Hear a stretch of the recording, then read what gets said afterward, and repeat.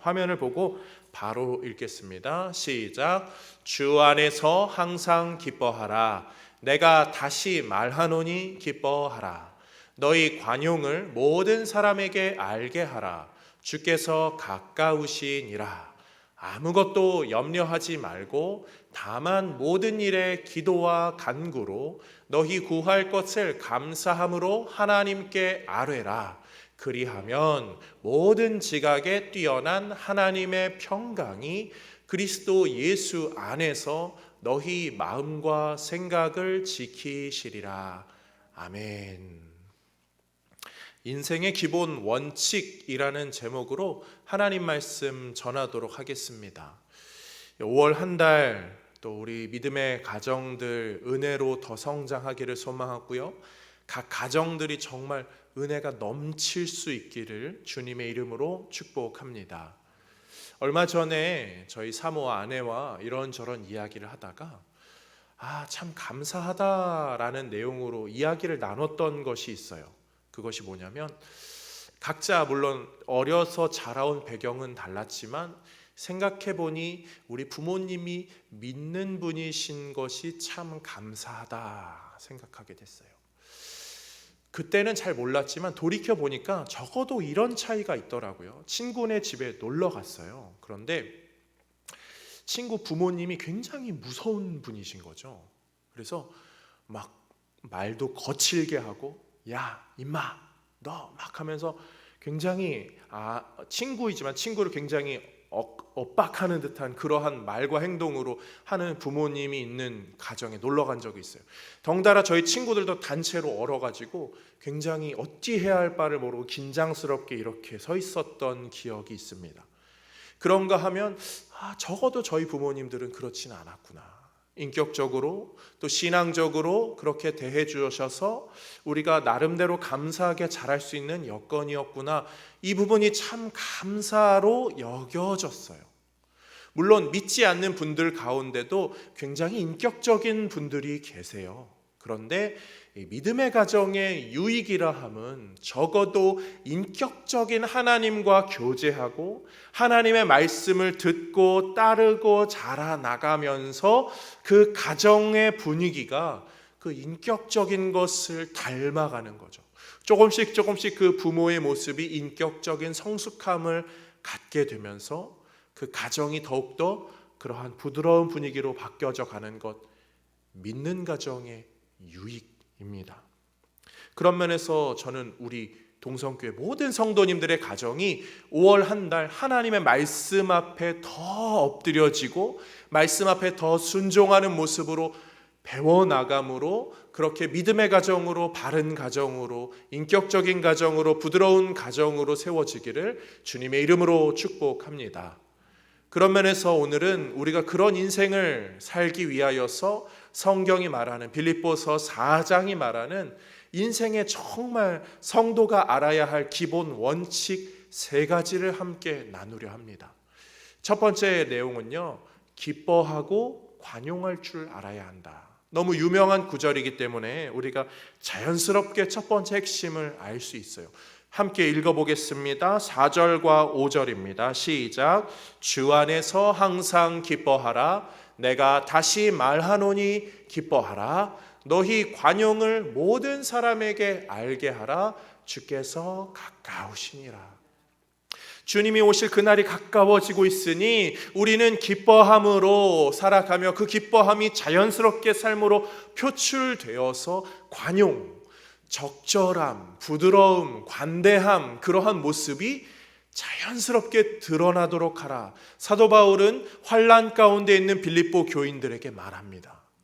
여기서 말하는 기뻐하라는 것은 앞으로 주님이 올 거니까 저 멀리 있을 그때는 반드시 기뻐할 그 순간을 떠올리면서 지금 힘든데 그거 힘든 거 전혀 생각하지 말고 저기만 보면서 그냥 견뎌라고 하는 의미도 있을 수 있어요. 그러나 먼 미래에 기쁠 거니까 지금 전혀 안 기쁜데 기뻐해라 이런 게 아니라 성도는 지금의 상황 가운데서도 하나님으로 말미암아 기쁨의 이유들을 찾아야 한다는 거죠. 상황과 환경에 따라서 자꾸 불평하고 어두운 마음을 갖고 죄악된 마음, 부정적인 마음으로 우리가 마음을 몰아가는 것이 아니라 어떠한 환경에 놓여 있든지 간에 기쁨의 이유를 찾을 수 있어야 되고 감사의 이유를 찾을 수 있어야 하죠.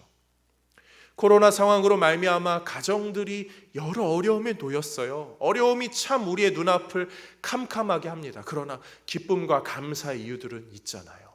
오히려 하나님과 더 깊이 교제할 수 있게 되었고 또 더 기도할 수 있게 되었고 어찌 보면 외부적인 약속들이 자연스럽게 잡히지 않아서 가정들과 자녀들과 더 시간을 많이 보낼 수 있게 된 부분들, 지혜로운 성도는 환경을 탓하는 것이 아니라 상황을 탓하는 것이 아니라 그곳에서 기쁨의 이유, 감사의 이유를 발견하게 되죠.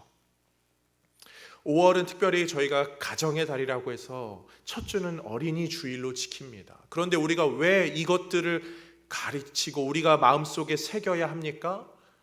우리는 아이들을 양육하는 부모이기 때문이죠. 아이들은 어떻게 자라죠? 요즘에 저희 아이들이요, 어린이집도 안 가고 유치원을 안 가고 있다 보니까 삼시세끼를 부모가 해주는 밥, 부모가 아니죠, 저희 사모가 해주는 밥, 엄마가 해주는 밥을 먹고 자라요. 집에만 있으니까 하루 종일 놀아주려니까 힘들다 보니까 뭐 간식도 더 많이 주고 막 그렇게 됩니다. 그러니까 살이 막 잘 차오르고 있어요. 아이들이 아주 건강하게 자라고 있습니다. 아이들은 그렇게 음식을 먹으면서 자라요. 그런데 음식만 먹고 자라지 않아요. 입으로 들어가는 걸로 몸이 자라기도 하지만 눈으로 보고 귀로 듣는 것으로 아이의 인성이 자랍니다.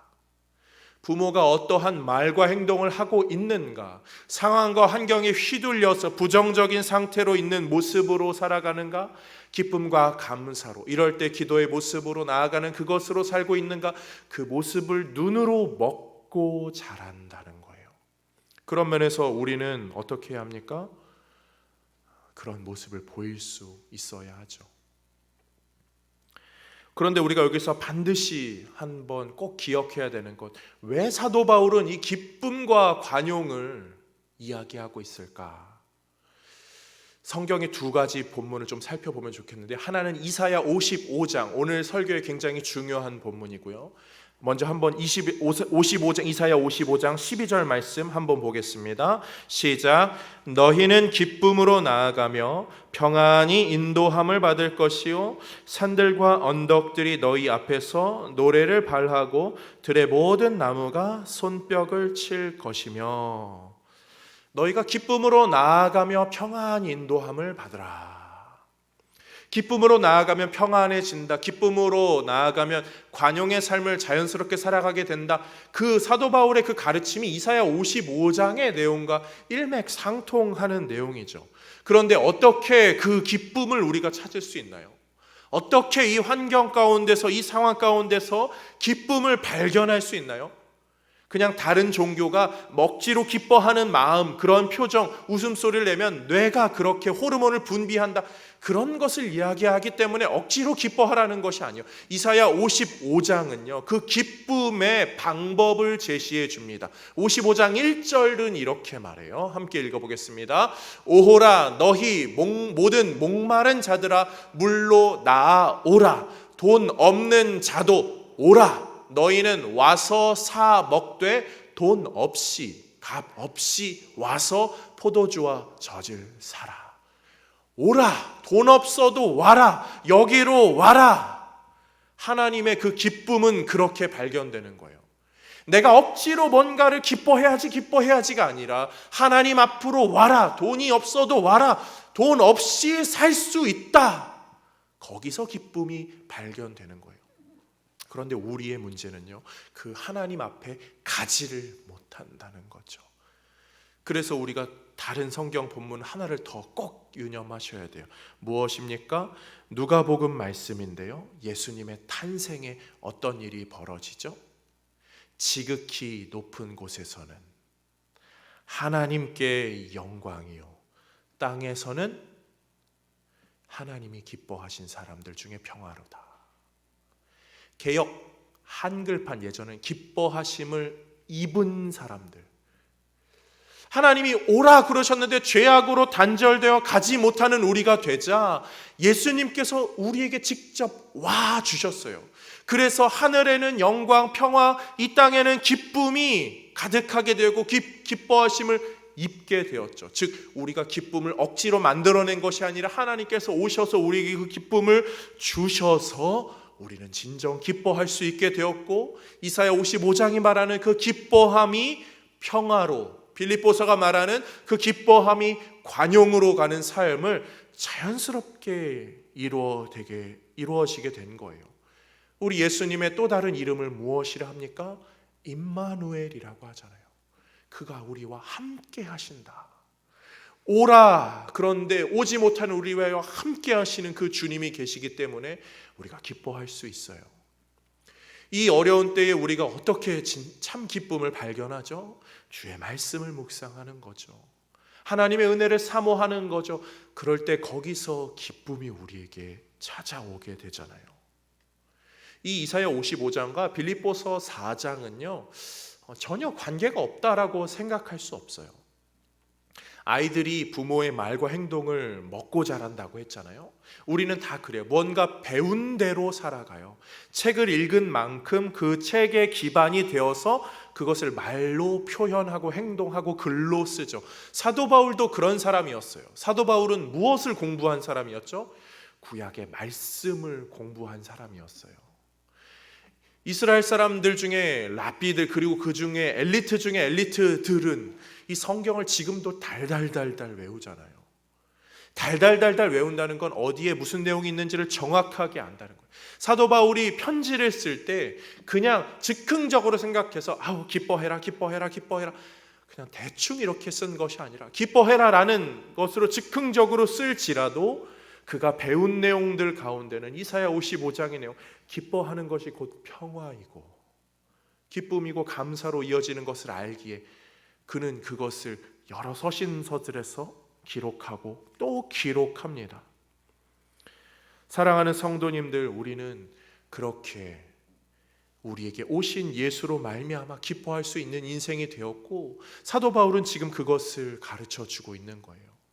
우리가 그 내용들을 정확히 잘 알지 못한다 할지라도 사도 바울은 신약의 성경을 통해서 구약의 내용들을 더 응축하고 압축하여 우리에게 가르쳐주고 있죠. 그러므로 이 5월 가정의 달 어떻게 기뻐하고 우리가 관용할 수 있습니까? 주님을 더 기억하고 주님을 떠올림으로, 주님과 더 가까이 함으로, 우리와 함께 하시는 주님을 더 의지함으로 참된 기쁨을 발견하고 가정 안에 참된 평화를 회복하는 우리 모두가 되기를 주님의 이름으로 축복합니다. 두 번째로요, 우리는 간구함의 인생 원칙을 알아야 합니다.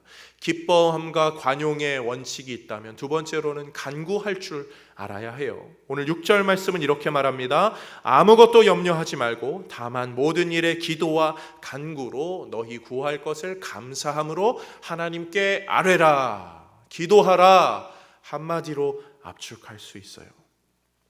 이사야 55장에 대한 내용들을 조금 했었는데요, 이 앞에가 와라, 돈 없이 값 없이 와서 살아, 와라. 그리고 마지막 절이 기뻐해라, 그것이 평안으로 간다라고 하는데 그 중간절 6절 말씀이 있어요. 이렇게 말합니다. 함께 읽습니다. 너희는 여호와를 만날 만한 때에 찾으라. 가까이 계실 때에 그를 부르라. 그를 찾고 그를 부르라. 즉 기도하라는 내용이죠. 와라, 기도해라, 기뻐해라, 평안해라. 빌립보서가 다 강조하고 있는 내용이 이사야 55장의 내용과 동일하게 돼요. 그 중에 기도하는 내용이 너무나 중요함을 사도 바울이 가르쳐주고 있어요. 우리나라는 지금 굉장히 여러 소용돌이 속에서 지금 지나가고 있죠. 그런데 우리나라라는 역사 자체가 그래요. 우리나라가 이렇게 저력 있는 나라라고 하잖아요. 왜 이렇게 저력이 있죠? IMF 때는 금모으기로 확 의견을 모으고, 사실 이 코로나 사태 때로 막 다 사재기해서 뭐 그런 모습도 있지만 나름 질서를 지키는, 위기 가운데 질서가 안 지켜질 것 같은데 위기 가운데 더 질서가 지켜진 나라가 우리나라죠. 왜 그렇죠? 우리나라는 계속 이 어떠한 어려움과 그러한 핍박을 지나왔거든요. 우리나라의 예전 조선시대 그 이전부터 우리나라는 계속 누굴 침략하는 나라가 아니라 침략받는 나라였죠. 그래서 물론 이기적인 마음이 있지만 우리가 공동체적인 어려움을 딱 마주하게 되면 어느 정도 대동단결하는 모습이 조금 있어요. 그게 우리의 민족성이죠. 그런데 우리나라가 굉장히 여러 변화들을 많이 겪었어요. 우리가 지금 2020년인데요. 1900년대 초반부터 어떤 일이 있었죠? 일제의 그런 압박이 있었죠. 그리고 해방도 있었고요. 남북의 갈라짐도 있었고요. 군부의 독재도 있었고, 민주화가 태동되기도 하고, 산업화가 이루어지기도 하고, 민주화가 어느 정도 쭉 일어나가고, 여러 가지 변화들이 일어나고, 경제 발전이 급속도로 이어지다가 IMF로 떨어지고, 그리고 지금 코로나 사태가 오고, 그 가운데 한국은 전 세계의 이목을 받게 되는 그런 상황이 됐어요. 이러한 다양한 변화들이요 120년 어간 안에 다 이루어진 거잖아요. 근데 처음에는요 일제의 그런 압박들, 여러 가지 남북의 문제들 30년, 20년 이러한 크게 변화의 물결이 찾아왔어요. 그런데 IMF, 산업화, 코로나 10년 단위로 점점 줄어듭니다. 무엇을 말하냐면요, 이 남북의 문제가 나의 젊음의 시절을 지나신 분들은요 그것이 굉장히 큰 충격으로 다가와서 삶의 여러 가지 것들을 정할 때 그것이 굉장히 큰 가치관이 돼요. 선택의 기준이 돼요. IMF가 젊음의 그 가장 핵심적인 때를 지나신 분들은 어떻게 되죠? 무조건 안정적인 게 좋아. 산업이 막 발전할 때 그 핵심적인 가치 기준을 세우신 분들은 무조건 한 방으로 가는 거야. 이 사람의 그 가치 기준이 그러한 것과 경험과 맞닥뜨려서 사회 변화와 맞닥뜨려서 세워지게 돼요. 지금 우리 아이들, 우리 젊은 세대들은 어떠한 것을 경험하고 있죠? 코로나 사태로 많은 것이 바뀌었어요. 아마 젊은이들이요 직장을 구하려 할 때 무슨 직장을 원할까요? IMF 이후에는요 공무원을 굉장히 선호했잖아요. 안정적인 거. 근데 지금은 뭘 원할까요? 공무원을 하면 피치 못하게 사람을 만나야 되는데, 또 코로나 같은 질병이 오면 어떡하지? 의사 같은 거 너무 좋은 건 하지만 그렇게 일선에서 난 하고 싶지 않은데, 아마 어린 세대들은 그런 생각들을 할 거예요. 그래서 무슨 직종을 찾아야 되느냐부터 시작해요. 아주 그것은 우리의 사고를 대변하는 원초적인 질문이죠. 그런 가운데 우리 어른 세대들이 무엇을 조언해 줄 수 있죠? 이렇게 살아야 돼, 저렇게 살아야 돼. 지금 세계화로 우리가 바뀌었어요. 시대가 바뀌었어요. 죄송한 말씀이지만 여기 앉아 계신 분들은요 우리의 다음 세대들의 사고를 이해할 수가 없어요. 사회가 얼마나 빨리 바뀌는데요. 대표적인 예는 이런 거죠. 바나나 좋아하시죠? 바나나 맛있잖아요. 요즘 바나나 안 드셔보신 분 아무도 안 계세요. 근데 우리나라 예전에 바나나 초창기에 들어올 때 바나나 기억나시죠? 어떤 과일이었죠? 굉장히 고가의 비싼 과일이었습니다. 지금은 가장 싼 과일 중 하나가 됐죠.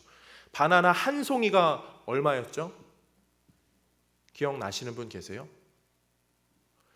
바나나 한 송이가요 몇천 원 단위였어요.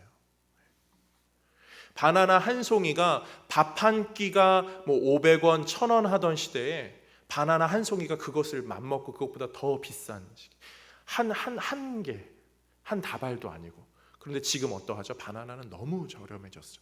막 그렇게 막 바뀌는 거예요. 그런데 우리 다음 세대들은 지금 이제 세계화에 막 눈을 뜨고 이러고 있죠. 아이들이 왜 유튜브 같은 거 왜 하죠? 전 세계를 대상으로 유튜브는 될 것 같은 거예요. 우리나라만이 아니라. 우리가 뭐 조언을 해줄 수가 없어요. 사실 쉽게 조언하기 참 힘들어요.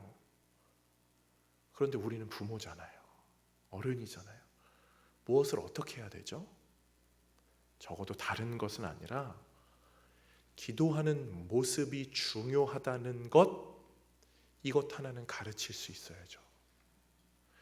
내가 결정하고 내가 생각하는 것을 못해도 하나님이 결정하실 수 있도록 그것들을 우리가 가르쳐 줄 수 있어야 돼요.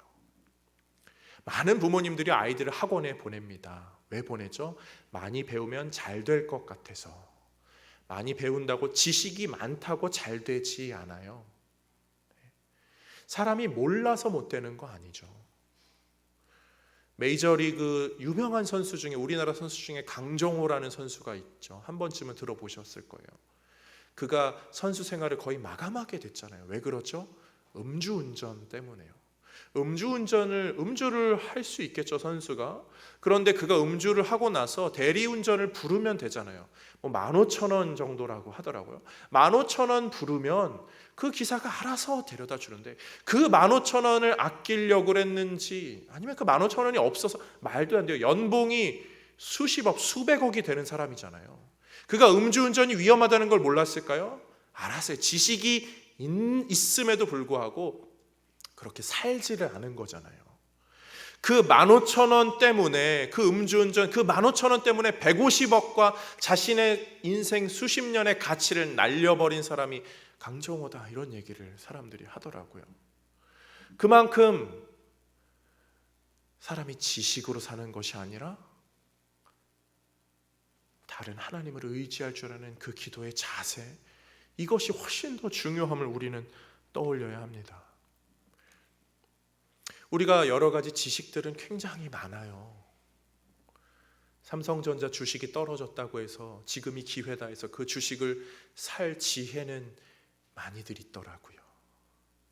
그러나 이런 상황이 되어서 우리의 신앙이 떨어지는 것에 대해서는 아무런 생각도, 기도의 시간이 줄어들고 예배의 상황들이 점점 더 어려워지는 것에 대해서는 그 어떠한 위기감도 느끼지 못하는 것, 그것이 우리라면 그러한 강정호 선수와 다를 바가 뭐가 있겠습니까?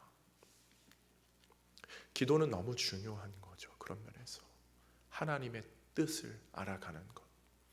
사도 바울은 그것을 너무나 잘 아는 사람이었어요. 빌립보서, 오늘 본문 빌립보서는요, 이 빌립보 교인들에게 한 편지인데, 빌립보라는 교회 자체가 굉장히 기도와 밀접한 연관이 있는 교회였어요. 사도행전 16장에 가면요, 사도 바울이 선교 여행을 갑니다. 그리고 자신이 원하는 선교의 방향성대로 가려고 하는데 자꾸 성령이 막는 거예요. 여기로 가야 되는데 막아요. 그러니까 못하니까 어찌하지 있다가 환상 중에, 기도 가운데 환상을 보게 되고 그 가운데 인도하심을 받아서 마게도냐로 건너가게 됩니다.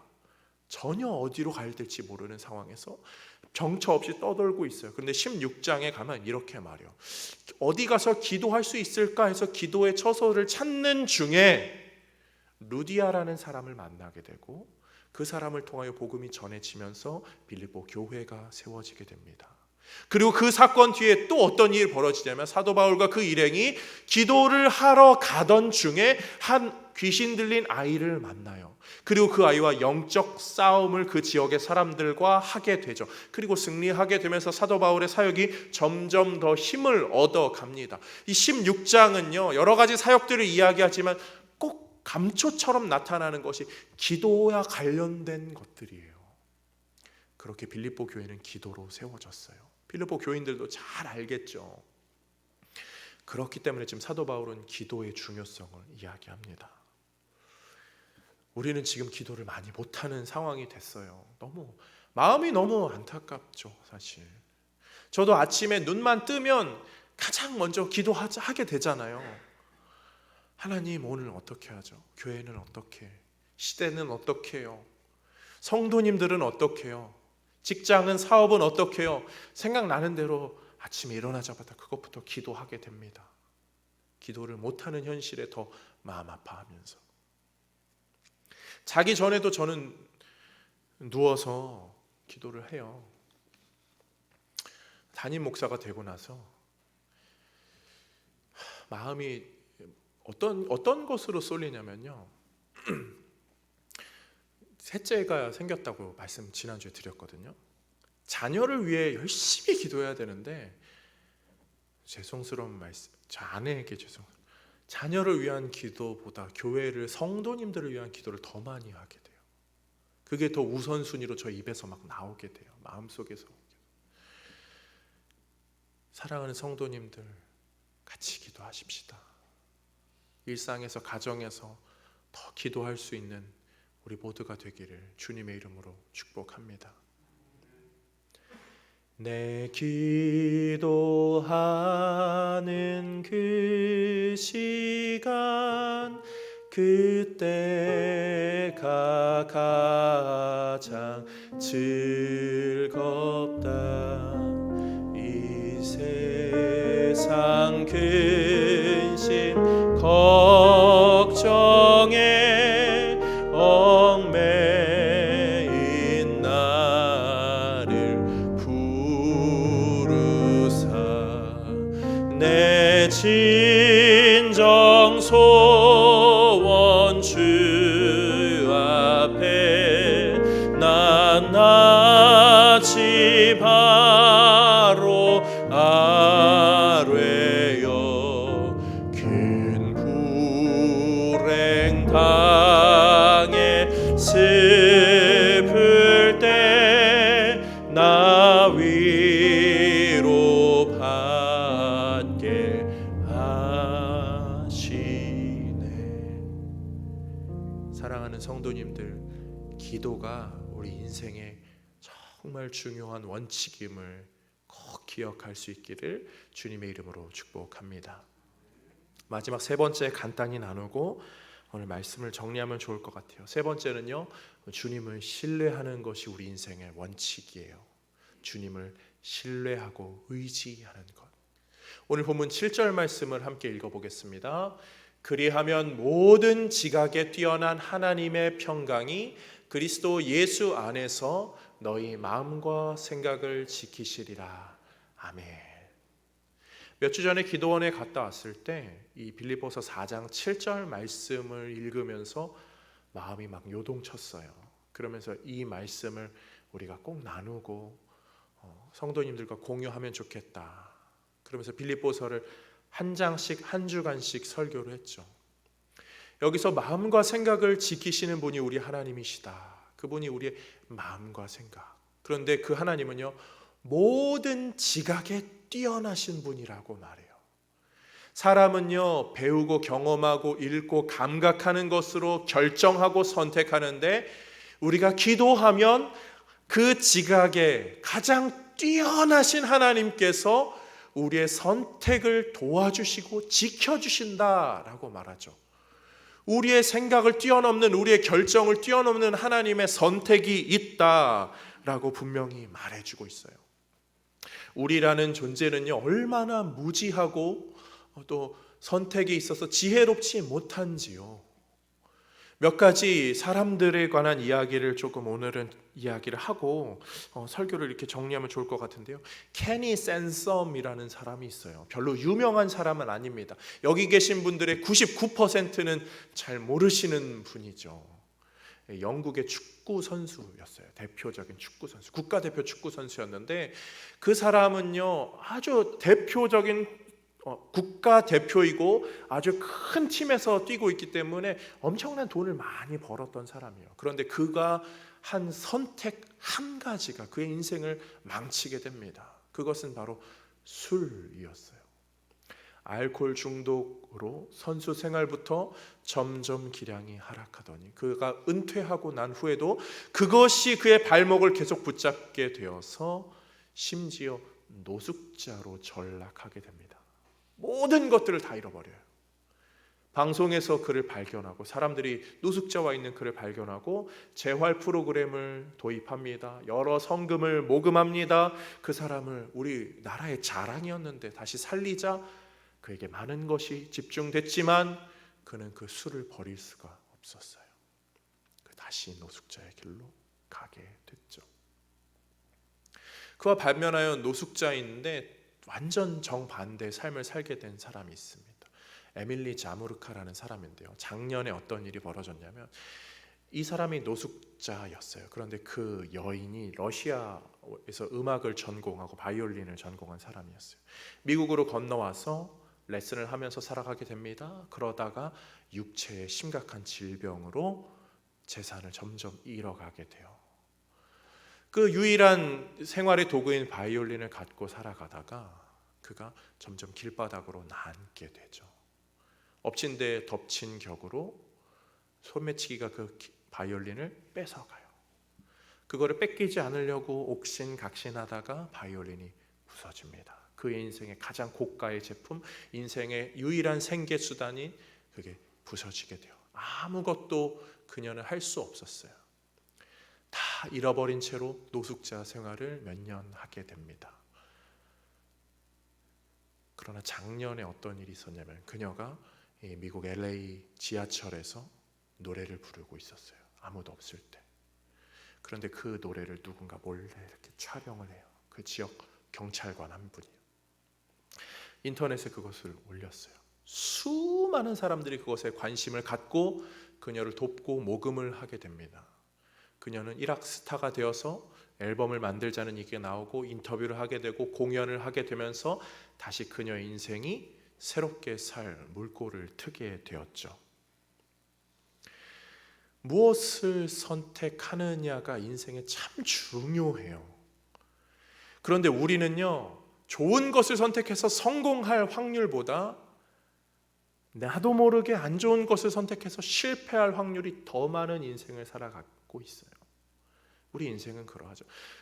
애쓰고 힘써야지만 그나마 현재를 유지하는 정도죠. 그러다가 외부에 큰 바람이 불면, 큰 파도가 한번 치면 인생은 산산조각나서 막 여기저기 흩어지는 거예요. 내 선택을 한탄하기도 하고 시대를 한탄하기도 하고 그렇게 살 수밖에 없는 것이 우리이죠. 그런데 복음은 무엇을 말하죠? 너의 힘으로 올라와라가 아니라 그런 우리에게 예수님이 오셨다. 너가 아직 모르고 있지만 너가 그렇게 살고 있는 믿음으로 주를 붙잡는 모습, 그 모습과 십자가에서 예수님이 달리신 그 모습은 이미 아주 고귀하게 촬영되어서 가장 높으신 그분의 관심을 이미 받고 있고 그것으로 말미암아 지금 너는 이러한 상태로 되어 있지만 곧 그 상태를 다 벗어나게 될 것이다. 이것이 예수 십자가의 복음 아닙니까? 믿음의 성도가 인생을 살아갈 때 붙잡아야 하는 복음 아닙니까? 이미 그 십자가에 대한 관심이, 우리를 향한 그 관심이, 하나님이 우리를 사랑하셔서 아들을 보내시고 그 죽으셔서 우리의 모든 죄악의 문제들이 해결된, 우리의 모든 잘못된 선택들, 죄로 인한 선택들이 다 해결된 그것이 예수 십자가로 이미 진행되었다. 그것으로 우리 인생이 변화하게 된다. 그런 면에서 우리가 우리 주님을 의지하지 않을 수 없죠. 아무리 열심히 살아도 바이올린이 부서지는 사람들도 있어요. 열심히 살았지만 육체에 질병이 와서 저 아래로 내려가는 사람이 있어요.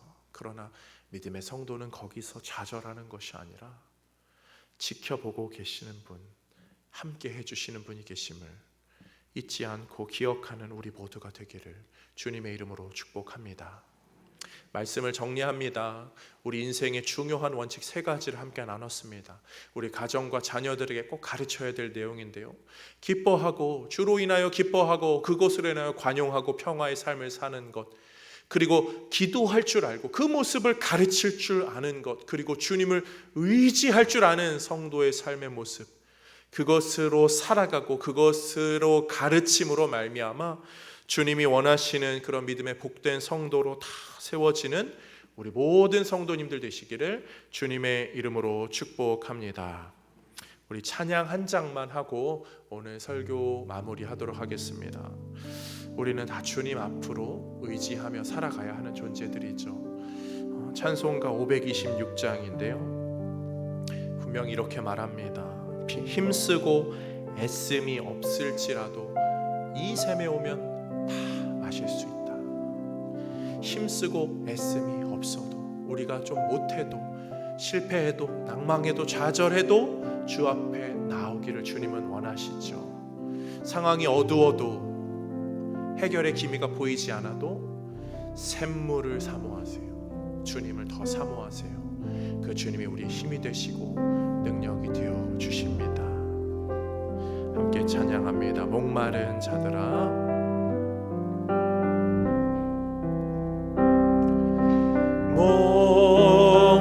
목마른 자들아 다 이리 오라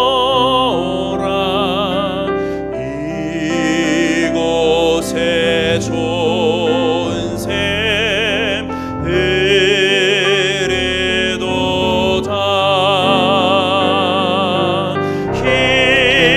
힘쓰고 애쓰미 없을지라도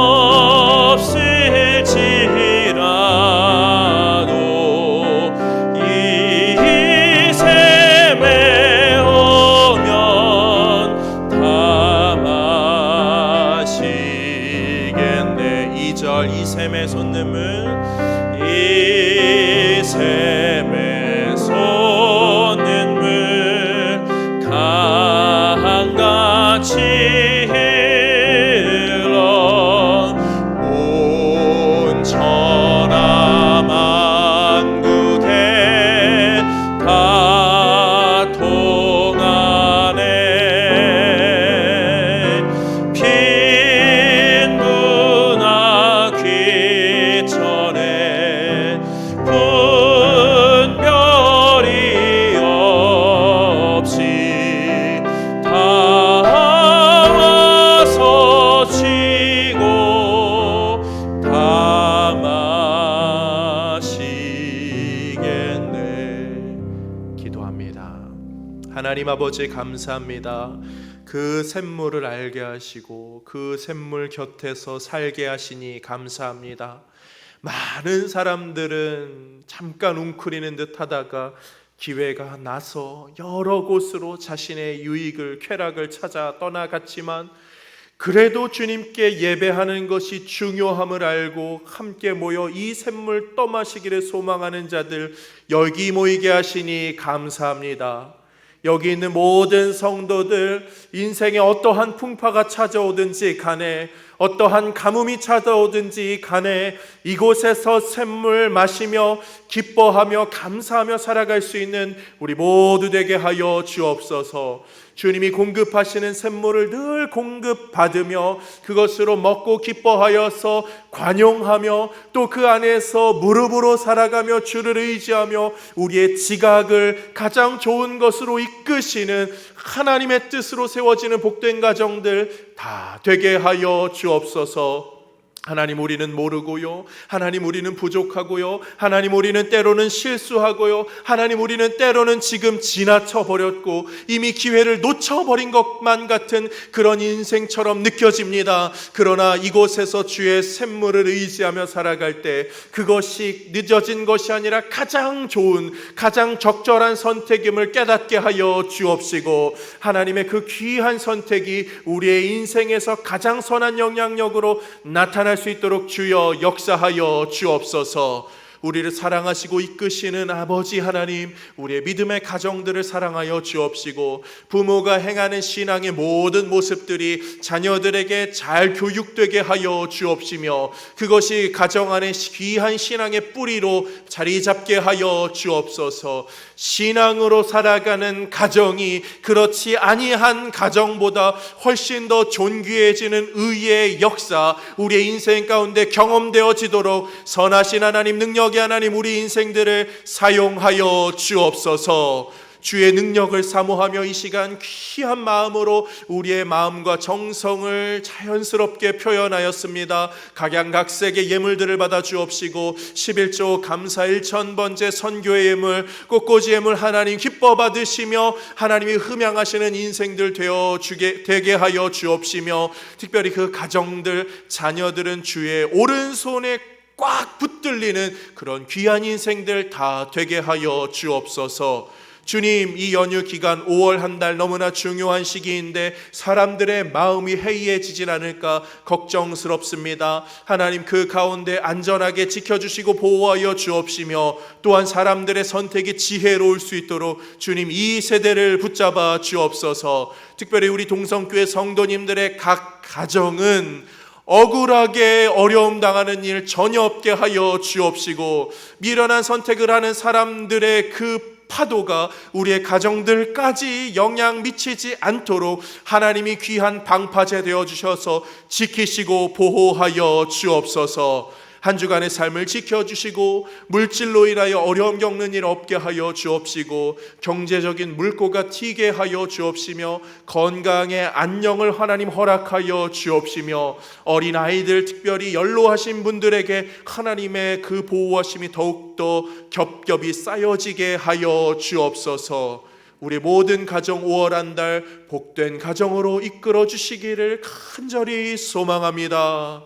지금은 우리 주 예수 그리스도의 은혜와 하나님 아버지의 사랑과 성령의 교통하심이 우리 모두에게 함께 있을지어다. 아멘.